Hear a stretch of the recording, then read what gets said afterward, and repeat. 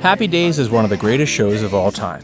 Gary Marshall created the show, and he introduced the world to Richie Cunningham, Potsy, Ralph Mouth, the Fonz, Joanie, and Chachi. The show made people feel nostalgic for the good old days of the 50s and the 60s.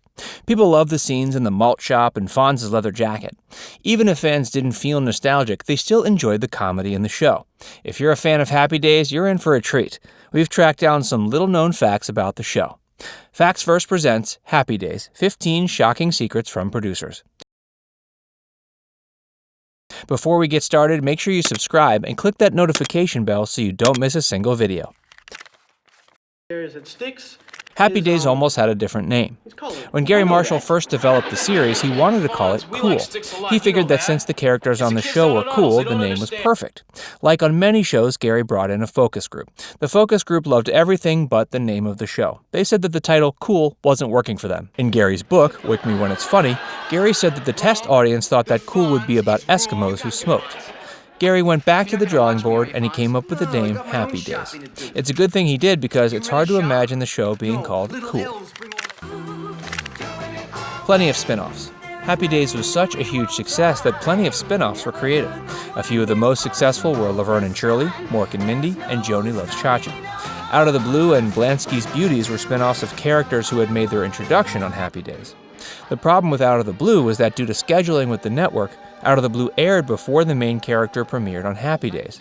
It was a week after the show premiered that the character appeared on the Happy Days episode, Chachi Sells His Soul.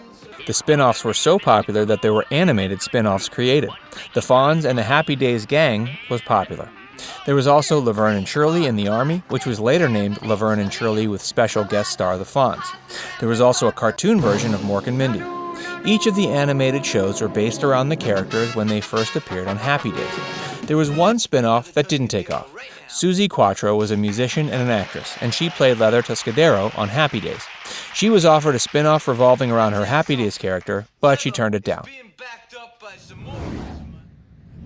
Anson Williams sang. To be allowed to use popular 50s songs was very expensive. The show didn't really have the budget to get the rights to use many songs, so they came up with a plan B.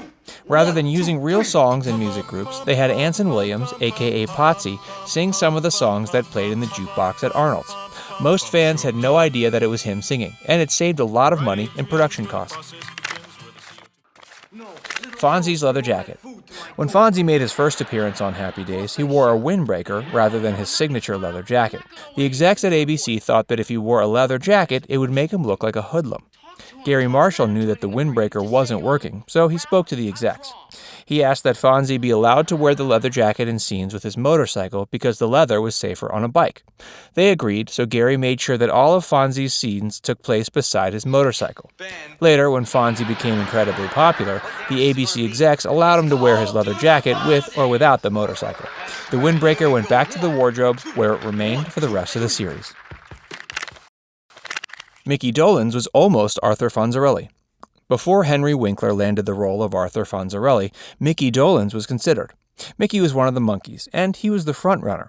When Mickey spoke with the Washington Post in 2013, he said that he remembered the audition but didn't remember seeing Henry Winkler there. Henry says he remembered the audition and remembered seeing Mickey there. As soon as he saw Mickey, Henry was sure he wouldn't get the part. Fortunately, he did because it's impossible to imagine anyone other than Henry Winkler playing Arthur Fonzarelli, a.k.a. the Fonz. WEEZER'S Buddy Holly. Al Molinaro was the actor who played Al Del Vecchio. In 1994, he reprised his role for the band Weezer. When they were filming their video for the 1994 music video for Buddy Holly, they asked Al to star in the video where the band performs at Arnold's Drive-In. During his part in the video, Al gave a shout to his hometown. The band was from LA, and Al said they were from Kenosha, Wisconsin. Most of the Happy Days gang was also in the video, but not in person. The band sliced original footage from the show into the video. Happy Days the Musical. In 2007, Happy Days the Musical opened in Burbank, California. The show was such a hit that later it ran in New Jersey and then Connecticut. It was such a hit that the show became a touring production. In 2010, the show stopped touring around the U.S. In 2014, they began touring in the U.K. Robin Williams' incredible audition. Robin Williams auditioned for the role of Mork, an alien who abducts Richie. The episode took place in 1978, and the title of the episode was My Favorite Orkin. During his audition, the show's producer told Robin to sit down. Robin turned to face the chair and then sat on his head instead of his behind. When he did this, he got the role immediately. Robin played Mork so well that spin-off Mork and Mindy was created. This is what helped Robin's career skyrocket. The 2011 lawsuit. In 2011, cast members Anson Williams, Donnie Most, Erin Moran, Marion Ross, and Tom Bosley's widow got together and filed a lawsuit against CBS and Paramount Pictures, which is the network that owns Happy Days. They filed the lawsuit because they weren't paid merchandising revenues for the show. They were particularly upset about not being paid for the Happy Days-themed slot machines. The group asked for $10 million in the lawsuit. According to the New York Post, each actor agreed to a settlement, and they were awarded $65,000. It wasn't the $10 million they wanted, but all were reported to have been satisfied with the settlement. Fonzie's motorcycle goes to auction. On Happy Days, Fonzie rode a 1949 Triumph Trophy TR5 motorcycle. In 2011, it went up for auction as part of Bonham's Classic California collection. The bike was expected to sell for between $60,000 and $80,000, even though it wasn't in working condition. Everyone was shocked that the bike never sold. It's still listed on the Bonham's website. If you want to buy it, you might be able to. You should just expect to spend some good money.